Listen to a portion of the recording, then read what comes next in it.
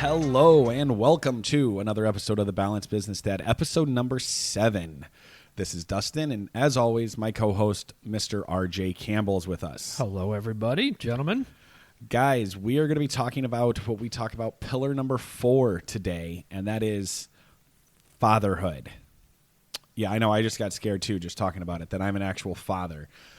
So a little bit of background, which we've talked about before, but I have 2 children. I have a 5-year-old, and then my daughter just turned 2 last month.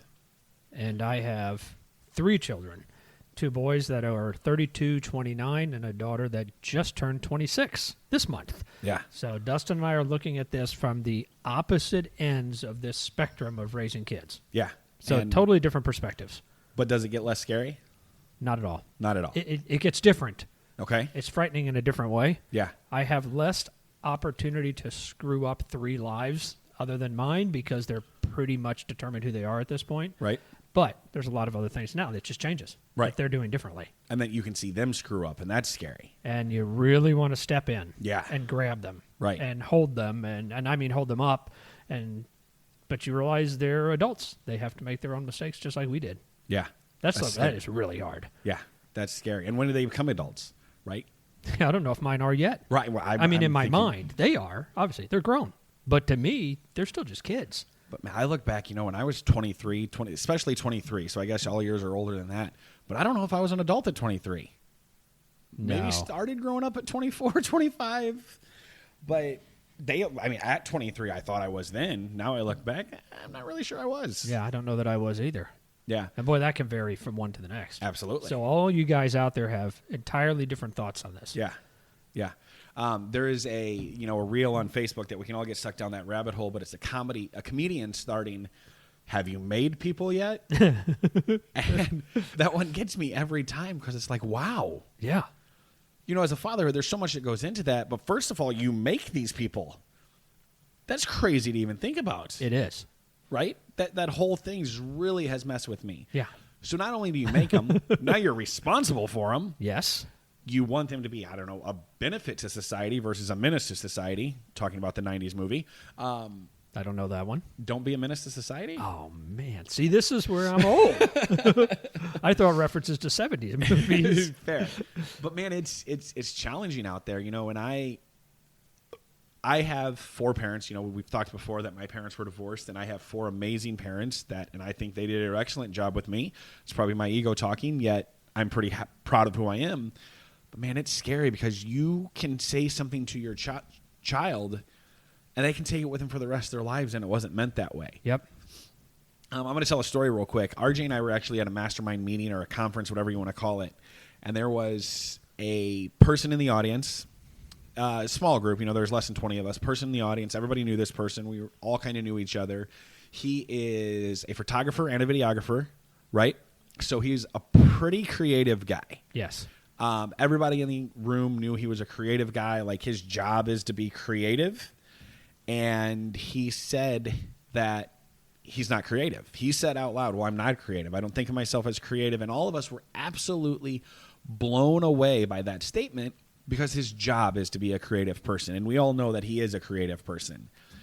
And so one of the coaches there asked him some crazy questions that really hit your mind, and asked him about one of the first memories he has as a child. And what it was his, I think it was his mom, could be his dad, I don't want to tell the story wrong, but kind of blowing off a picture that he drew. Yep. He drew a picture, something like that. "Hey, Mom, hey, Dad, look. I'm sure the parents were busy. I'm sure they were making dinner and had 17 other things going on. So they kind of blew it off. Okay, yeah, that's nice. And ever since that morning, he had in his mind that he wasn't creative because his parents blew that off. Yep. Guys, that messed with me when I heard that, because what have I done to my children that's going to mess with them? Yeah, exactly. Yeah. Right? 100%. One thing that we could do on accident or purposefully, and it has an adverse effect. That's fatherhood, guys, and that's scary. Yeah, there's Dustin's going back to that one. I'm going to go way back. I don't even have any idea what this commercial was for. It's from the 70s, and it is something that stuck with me. So I don't even know if I was 10 years old. It was something for, more of a public service announcement. It's more for parenting, and it had a young boy. We're talking about probably 8 to 10 years old, running in the house with his report card, yelling upstairs, I got, Mom, Dad, I got all A's, I got all A's. And from upstairs, all you hear is the father's voice yelling back to him, I told you to quit slamming the door when you come in. Right. And then you just see this dejected look on this kid's face. And that's all I remember from the commercial, but it has stayed with me for all these years. I was like, man, it's that one little thing that could have a big impact like that. Yeah, it's scary. So, guys, this is what this pillar is all about. And another thing I want to talk about on today's episode is we have to stay in balance with this, because we can go so much where we only focus on trying to be the best parent out there and everything else goes to waste too. Mm-hmm. And that's not the ideal situation either, right? This is why it's the balance of it. You have to be able to balance, because honestly, our children are going to learn more from watching us than anything we ever tell them. Right. So we have to show up as the spouse. We have to show up in our faith. We have to show up in our health if we want our child to do that as well. Right. Yeah. That's what's crazy about this. Yeah, they take what's caught, not taught. And that is setting that good example on all of these things. Yeah. And that's, it's setting the example that I believe my children make me a better person. There was something on Facebook not too long ago, but it's talked about, do you ever realize, or your children will never realize that they're watching you grow up while you raise them? And how true is that? Right. Think how we've changed over those years. Yeah. And it's a constant learning process. Absolutely. We talk about coaching and mentorship in the other pillars. Mm-hmm. And so you could ask people, who's your mentor? We usually don't have a fatherhood coach, right? But who's your mentor when it comes to being a father? Your own father, an uncle, a teacher, a friend, whatever that is. These people that you're modeling your fatherhood off. But again, this is another one that does not come with an instruction manual. Right. You make this child. They send you home from the hospital 2 days later with no instructions, and it's up to you. Yeah. And it's kind of that Dunning-Kruger effect. We at that point think we know. We're very confident, overconfident. Oh, I've got this figured out. I know what I'm doing. I've seen a father. How hard can this be? Maybe you don't say it that way, but you're extremely confident. You don't know what you don't know, and you think you know more than you do know. Right. And boy, that's pride. And then, nobody gets slapped in the face harder than the person that says, "Oh yeah, I got this figured out." So that's the first stage to me of fatherhood is that you think you know what you're doing. You don't, but you're too proud to admit it or even to look otherwise. Then you move a little farther into it and you realize, wow, I'm well along this and I'm in deep water now. Right. And I know I'm in deep water and there's a lot of responsibility here. And you're down in the trough and you really start to question all that. Yeah. And then as you get older, it swings back the other way. Now you do have a lot of experience. And you've learned a lot and you're probably making the right decisions, but now you are questioning all of it because now you're older and the pride is gone and you do realize, wow, I don't know a lot. Yeah. Wish you'd have been that way at the beginning. Yeah. And man, it's humbling. There's a couple, I'm going to say my son, he was 3 months old. No, he was probably 2 months old. And you want to talk about, besides, you want to raise them right, you want to keep them alive. Oh, yeah. Right? And that terrified me from the beginning because, I was never around small children, definitely never around babies. And I'll never forget one night he was breathing loud in the middle of the night. And I thought something was wrong. Like, we recorded it. I sent it to my parents. Like, what is going on? And the doctor, I'll never forget when we actually went back to the pediatrician, literally the doctor laughed at me. I'm like, well, I have this video. He's like, really? He was breathing. Like, he was snoring, right? He's learned to snore. And wow, with the second kid, they're fine. Yeah. Wait till you have a third. Yeah, when you have three. Yeah. I don't know how that one survived. All they do is just throw a pork chop in their room every other day, it seemed like. Yeah. And, that's something to talk about, too, is the dynamic of going from a single-child household to the second. Mm-hmm. Because that, I'll still to this day, honestly, that still scares me to this day. I mean, I'm becoming a lot closer with my daughter every day. But in the beginning, I almost felt guilty because I was so close to my son at that time. Yep. And we were probably getting closer when my daughter was born because my wife was with my daughter and me and my son would go do things. He was 3 at the time. That's when he could start really doing things and we could have fun. And honestly, we became friends. But then you have this guilt. But then I'm not close to the daughter because I'm so much with him. Right. And then I don't want him to feel bad if I spend time. Yeah, it's this mind thing that you're constantly racing through. And that really messed with me. Yeah, I could see that. And I remember going through that when we have 2 boys in a row. So same thing, 3 years apart. And when our second son, Blake, was born, you do feel a little bit guilty because you're spending all your time with the older one because mom needs to take care of this little one more. Right. To, keep them alive. Right. And so, yeah, you feel like you're not bonding with the younger one. Right. Like, I'm just out with the one that's, quote, more fun because they're 3. Right. That obviously changes as they grow up. But you still then think back to that, at least I do. We think back to that all the time. Gosh, was I a good father to my second child, to my third child? Did I spend too much time with the older child? Right. Yeah, it's hard. And then you get into where you have daughters. That'll become an entirely new topic. Guys, that's something for you to comment on the Facebook page for this is relationship with daughters. Yeah, because that terrifies me to this day. Teenage daughters, yes. Yeah. When they start changing and they just start becoming a woman and they're just different. They're growing up and their attitudes in general are different. Mm-hmm. My son has so much empathy as a 5-year-old, and my daughter, I think, will run right over you. Yeah. I mean, and it's just crazy to watch the dynamics because they're not the same child, and you think they're going to be. Right. You think everything's going to be the same way, and it's not that way at all. And my daughter is scaring me already because she has this extremely aggressive personality, which is going to be great in life. But, man, it scares me. Yeah, we won't be worried about her. Yeah. We're going to be worried about those guys. Yeah. A funny story. I was actually just, I buy houses for a living, so I was just looking at a house. The woman there, the mom, was telling me a story about her 15-year-old daughter the day before. Okay? You want to talk about how bad it scares me to have a daughter? So the 15-year-old daughter and the mom were in the car. The 15-year-old daughter said, "How many piercings do you have?" Right? So that's a crazy question. And, the mom's like, "What do you mean? I have my ears pierced." And this mom had her belly button pierced.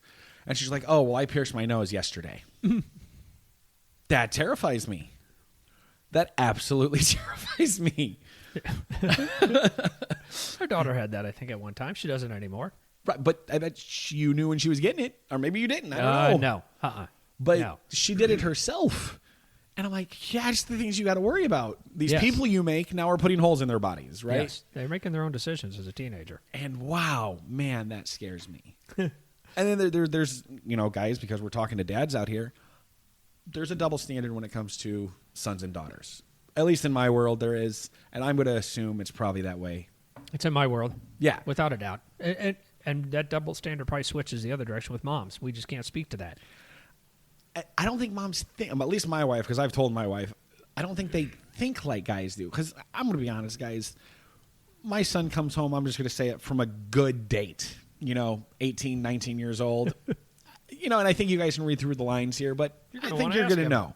I think you're going to know. You might be a little proud, that kind of thing. And Not honestly, I don't want my daughter to have a date at all. No. So, because I was a teenage guy at one time. Yes. No, there's no doubt about it. And that's just such an entirely different relationship thing with an entirely different set of problems and challenges. That'll be a great Q&A sometime with some of you guys out there. Is dealing with teenage daughters, how it changes. There are a lot of questions, I'm sure, that you guys have because it's just different. They're just different than the guys. Yeah, and our daughter, we were really lucky. I mean, she thinks back and talks about how tough it was when she was a teenager and how hard she was on her mother, but not at all. I mean, we really had it easy compared to some people that we know. So it wasn't very hard for us. That's good. She thinks it was, but I can only imagine what she must see from her friends that she thinks that was really bad. Right. And this is where it goes. You guys heard Tim Grimmett on our podcast a few episodes back. And I've learned a lot from him because he had 3 daughters. And, he always wanted to show up every day as the man he wanted his daughters to be with. And I thought that was so true. So, as the dads, if we're talking about the daughters, we have to show up because we have to be that example that we want our daughters to have a guy like us. Or a woman like us. I mean, let's be honest. Yeah. Right? That is so true. A partner true. like us. I have something hanging in, I'm going to read it verbatim, but I have something hanging in my office, and I'm not even really sure where I got it, but I put it on a canvas, and it says, "I am the standard by which my sons will measure themselves.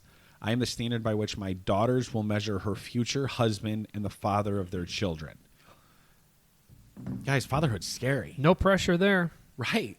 But that is every day I live my life towards that because how I show up as the man of my house or as the father of my house to my son It's because I want him to treat his spouse and his children that same way. Yes. The discipline I want him to have is I have to show that discipline first. Same way that goes with my daughter. Mm-hmm. Yep. Yeah, and that's what I was thinking about this before. We talk about these pillars are somewhat, well, they are. We have them in an order of importance. Yep.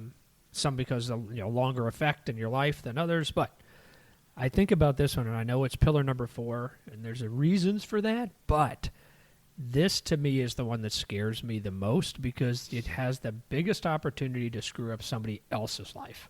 If I screw up my health, now I know there's a trickle-down effect to my kids and my spouse, but that's somewhat personal. If I screw up my faith, again, I'm not being a good role model to my kids, but probably a bigger impact on me than on anybody else.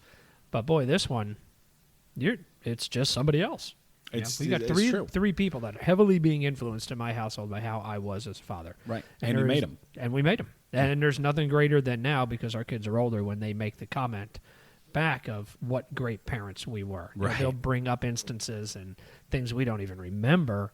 And boy, there's nothing that makes you feel better. Yeah, that's awesome. Because we look back at all the things that we know we screwed up, and I'm just hoping that means they don't remember them. Right. But there are just times, like, wow, that was bad. Or I flew off the handle fast, or Yep. I just gave a stupid answer to a question, Right. or didn't take advantage of an opportunity. Right. Yeah, that's first of all, that's an amazing situation that you're in, because you are hearing that now. Yes. And I can't wait to get to that point. But it could also have the adverse effect. I'd also say, yes, this is the pillar that other people rely on, if you will. Are you responsible for other people? But this is also where, in my opinion, people get in trouble because they focus too much on the children. Too heavily. And that's where I've seen a lot of marriages take a hit, right? And then, the kids are 18, 20 years old, and then they don't really have a relationship with their spouse. It's just a roommate at that point. They were partners in the parenting, but they weren't in a relationship. Yes. And that's, guys, where I think the balance comes in so much into play here. You still have to have the relationship with your spouse.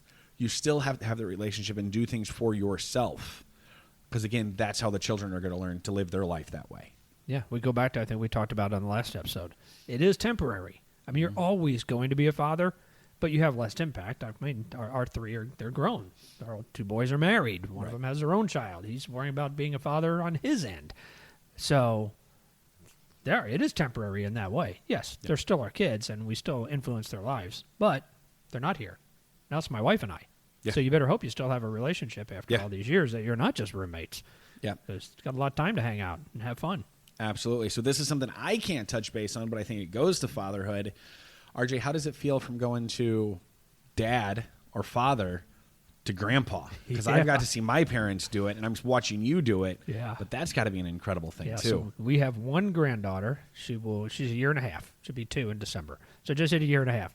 It is so different. And I've mentioned this before. I have 5 older sisters, so they have lots of grandchildren already. And they all say, oh, it's the greatest thing in the world. For one thing, you get to give them back. That's always the big joke. Spoil them and then give them back. But it's a different kind of thing, and I don't know why. It is a very different kind of love, and you're just so smitten by them. We were just with our granddaughter, Charlie, last week, and spent time in Virginia Beach for almost a week and a half, so our son and his wife could get a little vacation, and it was just the greatest days of just bonding and spoiling this little child, and it's pretty amazing. I don't know why it's different. Maybe it's less stressful because somebody else is really the one that has to influence them the most. Yeah. But when you take stress out of things, I mean, that's interesting you say that. When you take stress out of things, so much more good shows up, right? And it's only the good. There is no really the stressful nights and things like that. No. Yeah, it's very true. Yeah, it's a wonderful thing. One of the things, and I've said to my parents before a couple times, but my favorite gift my parents ever have given me is becoming grandparents to my children. It is so incredible to watch that. All 4 of my parents are so involved in my children's life. I mean, we're honestly blessed because a lot of parents don't have what I have. I mean, my wife and I go on a couple vacations a year by ourselves and a couple vacations with the kids. A lot of people don't get that or have that. So it's been so great for us. And while having my parents as grandparents have just been amazing. So that's awesome that you get to have that and have that experience. We just don't get it often enough. We saw that when we were leaving Virginia. Yeah. We only see Charlie a couple of times a year. Our son's in the Navy, so they can't come home all the time. So, yeah, it's just hard when you have somebody that's moved away like that. Yep. But yeah, now we're already looking forward to at least, okay, can we just go back in October? Right. Just drive back out there. Yeah. See her again. We don't even care about them anymore. That's what we joke about. We come out to see Charlie and we hope they're there.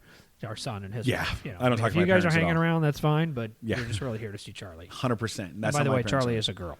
That is Charlotte. So yeah, guys, I mean, there's a lot in this episode, but it's so crazy because there's so much to parenting. You know, I literally, before we started recording, I got the email of my son's kindergarten teacher. Like every year is a new adventure. And RJ asked me that long time ago. I don't even know if you remember this. I asked you, what was your favorite year with your children? And his response was, every year has gotten better than the last. Every year is the best year. Because it's different. You know, it's the first beer with them, or it's they're engaged now, or it's their children, or it's their career. And I've went through that, and that's been amazing. Because I have people, 2's been so hard, or 5's going to be so hard. No, it's been the best year. Yeah. And I think with that mindset going into that, every year you have with your child is going to be the best year. And I thought that was such a great answer, and that has stuck with me so long. Because every year has been great. Where, you know, everybody's, the 2s, my daughter's 2. Oh, those are rough. No, they're not. It's the best year. Yeah. Yes, there's no doubt about it. Yeah, and I thought that was so cool. The other part is when you have to let them grow up. I'm dealing with that with my son now. So confidence is something so important to me that I think that is one of the biggest traits we need to teach our children, right? And my son is probably more emotional, well, definitely more emotional than my daughter because she worries me. But, you know, if his feelings are hurt because of what somebody else did, you know, he just has so much empathy. And I just want to slap the other kids. Yes. Like, and that it's taken a lot out of me. Mm-hmm. You know, like I have to swallow what I want to tell him about those other kids. Yep. Yeah, last week when we were in Virginia Beach, our daughter went out with us. So she's 26. So, you know, her aunt, you know, Charlie's aunt got to come out too. So Auntie Madison and I took Charlie to the zoo. And they had a little kids' play area. And most of the kids were older than her at a year and a half. You know, she's walking around and just playing with the mulch or the rubber mulch and throwing things around and just generally playing. And we're just sitting there watching her, and she was piling this mulch up on this little stool. And a boy came over and knocked the stool over. Mm-hmm. And my daughter, who is a second grade teacher, so she sees this all the time. And she's like, yeah, you really want to go over there right now? Not necessarily to say something to the little boy, but to put the stool back up. And my daughter pointed out, I say, you can't, because she needs to learn that she's going to be this rest of her life dealing with a situation where there's always some jerk around. And she's mean, especially in school, kindergarten and first grade and second grade. You've always got that. For a girl, I always had that little boy that's going to come over and do something like that. Right. And not like I was already thinking about going over there. But Madison, it was a great point when she said she just has to learn to deal with that. She just can't and she didn't. She wasn't upset, but it's just going to happen. Yeah. And it's always going to happen. And as a parent, you just have to let it happen. You just have to watch them, and it's like, okay, they got to learn to deal with it. Yeah. Longer That's before tough. we do. Man, that's tough. You know, I heard something the other day is to allow your children to grow, you have to let them do the dangerous things as long as they're doing it safely. Yes. And I was like, wow. Yeah. You know, and that even goes to my son is quite the athlete. He's a climber. He's a jumper. We're in martial arts together. He's a swimmer. I mean, he does a lot of things. And there's a park by our house that has this rope contraption where you're climbing up these ropes way up there. And my fear didn't want to let him do it.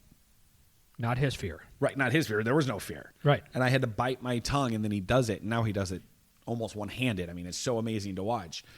But, man, that first couple times, like I just had to keep my mouth shut. Yep. And let him do that, and he succeeded. If I would have brought my fear out, he probably would have been afraid of it. Man, that's something, right? And you hear that with parents all the time. You'll hear that in the playground. Oh, be careful up there. Yeah. Be careful on those monkey bars. You probably shouldn't go up there. Yeah. It's the parent's fear. Yeah. And then you end up with a kid that won't ever try that or anything. yeah. Because, hey, be careful. We got to let them fail. Yep. I mean, that's where we all learn. We learn from our failures. Yeah. So, yeah, it's a good one. And we'll do more of that. We'll hit all of these topics in greater detail later. Maybe have somebody in that even, I don't know if there's an expert on fatherhood other than us fathers, but where we can dig even deeper into this in different ages and how it impacts you. Absolutely. And I think there's a lot to be said there. Guys, but we'll go ahead and close out. I want to close out with one thing that I read yesterday that, man, it hit me hard. Again, I'm going to read it verbatim, but before I was a dad, I never tripped over toys or forgot the world or words to a lullaby. I didn't worry whether or not my plants were poisonous. I never thought about immunizations. Before I was a dad, I had never been puked on. Pooped on, chewed on, peed on. I had complete control of my mind and thoughts. Before I was a dad, I never held down a screaming child so doctors can give shots. I never looked into teary eyes and cried with them. I never got gloriously happy over a simple grin. I never sat up late hours at night watching a baby sleep. Before I was a dad, I never held a sleeping baby just because I didn't want to put him or her down. I never felt my heart break into a million pieces when I couldn't stop the hurt. I never knew something so small could affect my life so much. I never knew I could love someone so much. I never knew I would love being a dad so much. Before I was a dad, I didn't know the feeling of having my heart outside my body. That's so powerful. God, that's fatherhood. That's fatherhood. Here's something that, and along those lines, cherish every moment as a child. Absolutely. With your child. You know, it's 7:30 at night and you're putting them to bed and you normally read at night and they're old enough they can start to read and you're nodding off, sitting on the side of the bed, or your mind is going to all your different things during the day and work problems. These days go away. And it's actually our older son said this to me one time, and I've heard other people say it. I had never thought about it. He said, you never realized when it happened, but there was one time that was the last time you'd ever pick up your child. Yeah. I'm like, wow, yeah, I can't pick up my sons anymore. They're bigger than I am. Right. One day, you never knew when that day was the last time you actually picked them up. Or the last time they'll ask. Asked, Daddy, hold my hand. Yeah. Walking through the mall, but now I'd get arrested. Right. You know, but yeah, things like that, and that's where, boy, I just think you have to cherish every one of these simple moments because eventually each one of them will be the last time and you never even knew it. Yep. Absolutely, guys. This was a lot going in, packed episode. I hope you guys took something out of it. I hope we have some impact on you. I want to tell you about an event we're having in October, October 21st to the 23rd. We are having the first Balanced Business Dads Retreat.